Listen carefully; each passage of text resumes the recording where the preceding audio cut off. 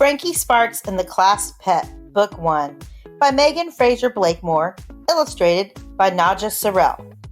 This book is being read with permission of the publishing company Simon & Schuster. Chapter 7, Designing a Solution. It was time to head to her inventing lab. The lab had been a closet, but she and her parents had cleaned everything out of it. She had a small work table with a stool that rolled beneath it. Above the table hung a pegboard full of tools, and below were stacking crates full of cardboard scraps, Lego bricks, wires, and more. Most of her supplies had been rescued from the family recycling bin. Her lab was where she made all her inventions, and she had a lot of them. There was the horn helper, a special device to go into a unicorn's horn so that it could pick up trash at the beach. That had been a great invention, aside from not being able to find a unicorn to test it. Another favorite was her perfect pancakers.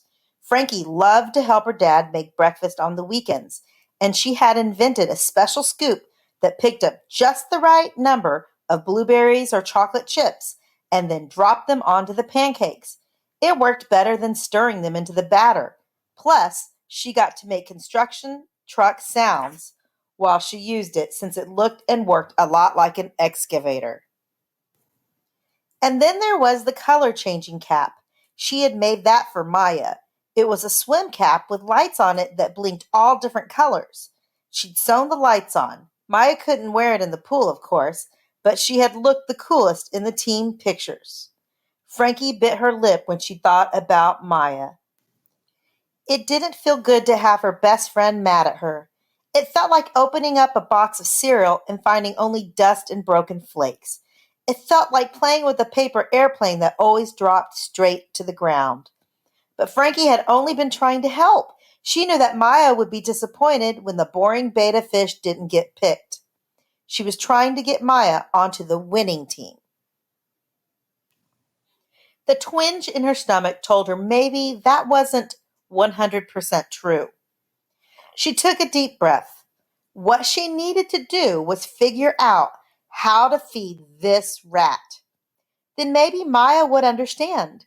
Maybe Maya would even decide to vote for the rat all on her own. And then there was the color-changing cap. She had made that for Maya.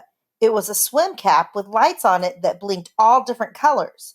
She'd sewn the lights on. Maya couldn't wear it in the pool, of course, but she had looked the coolest in the team pictures. Frankie bit her lip when she thought about Maya. Ravi's words still rang in her brain. Unless you know of some rodent that can feed itself. That was a solution. It was just like Aunt Gina had said. The rat needed to be fed every day. But she didn't need to feed it. The rat could feed itself. She went back to her pile of notes. Rats are very smart, she read in her own wobbly handwriting. They are used in experiments. They are trained to do things like come when called, fetch, and press a button for food. Frankie grinned. She had her solution. She needed to make it so the rat could feed itself by pushing a button. Luckily, she was the world's best third-grade inventor, so she knew that with a little work, she'd be able to design a rat self-feeder.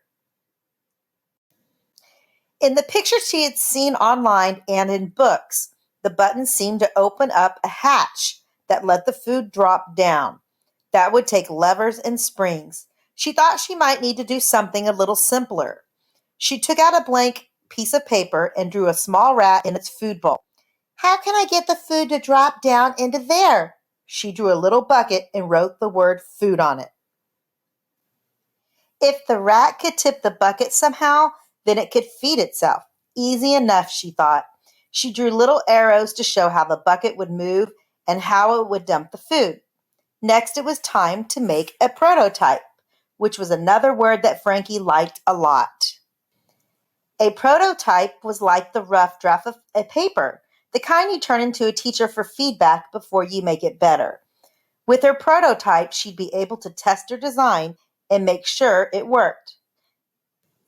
She dug through her crate and pulled out the cardboard tube from an empty roll of toilet paper. She always kept them for her building.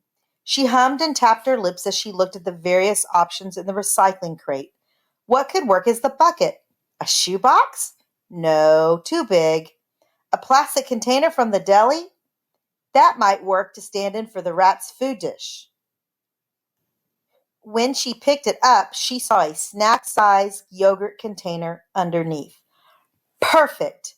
She gave it a sniff. 100% clean.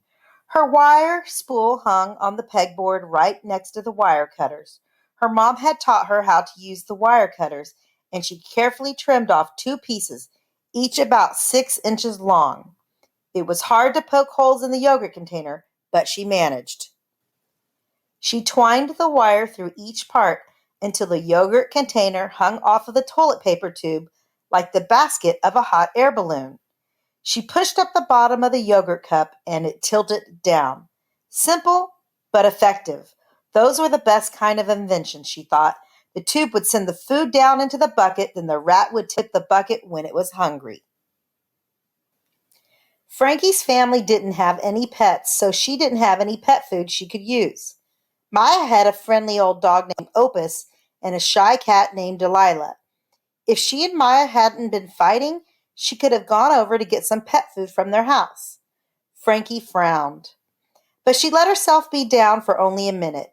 She decided to use rice instead of pellets when she tested her design. As soon as she started dumping in the rice, she realized a problem.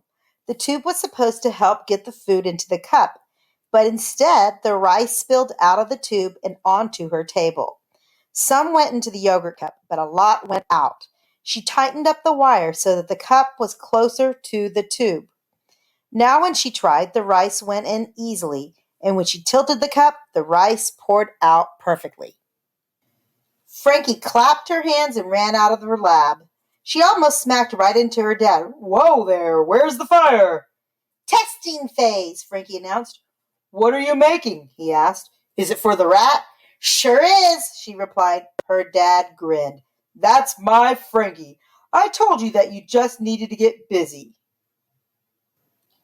Frankie started running again. Her socks slid on the floor as she rounded the corner to the hall and sprinted to her bedroom. Her stuffed animals were all in a big basket. She tossed them out one after another. Bear, dog, penguin. "Where is it?" she exclaimed. Elephant, another dog, hippo. Finally, at the very bottom, she found what she was looking for. A small mouse dressed in a suit coat with shiny black buttons. One year, Maya's family had taken Maya and Frankie to see the Nutcracker and had bought them toys. Maya had gotten a Clara doll, and Frankie had chosen this soldier. Why did everything remind her of Maya and the fight they were having? Mouse in hand, she ran back to her lab.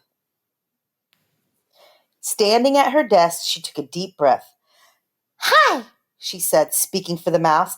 "I may look like a mouse in a fancy jacket, but really I'm a rat, and I am very hungry." She hopped the mouse along the table. In her other hand, she held up her invention. "What's this? Smells like food."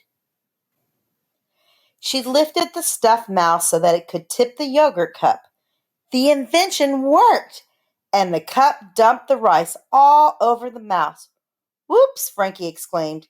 She figured a rat, no matter how hungry it was, wouldn't want to have the food dumped all over him. After all, there were days when all she could think about was pizza, but she didn't want to show up at Farmington House of Pizza and have a pepperoni pie thrown in her face. The solution came to her pretty quickly. She took a popsicle stick and duct tape, 2 of an inventor's greatest tools, and taped the stick flat to the bottom of the yogurt container. Now the rat could come up from behind the container, push up on the stick like a lever, and dump out the food, safe from harm. She grinned, she added a cap to the top of the tube to keep the food extra fresh, and bam! Her prototype was complete.